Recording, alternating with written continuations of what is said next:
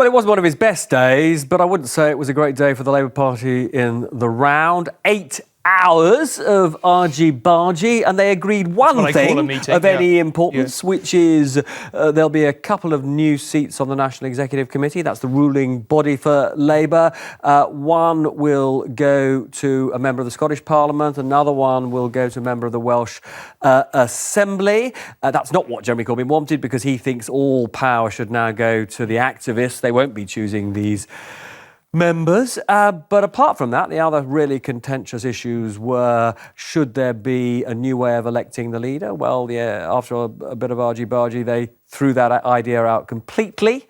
And then there is the issue of who chooses Labour's front bench team, on which they agreed nothing substantive, just that talks would go on. Yes, you just heard Tom Watson say there'll be a report about all of this to the NEC on Saturday night after the announcement, when we think Jeremy Corbyn will be reappointed as leader. But that's not a hard deadline. This could go absolutely nowhere.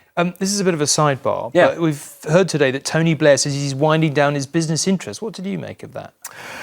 Tony Blair announces publicly he's made enough money. I never thought, I suppose either of us thought we'd ever hear. It's interesting to say that, hear that. I mean, what it's all about is he has finally got totally fed up with the relentless negative media about how he is allegedly exploiting his contacts and the pro bono work he does in the Middle East and Africa to personally enrich himself. So he has said publicly that something like 10 million of the reserves, the assets of his business, will now go into his good works, and that he will limit the amount of commercial work he does to a day a week. Although I will bet you any amount of money, Tom, that what he makes in that day a week is a multiple of even the excessive amounts that you and I get paid.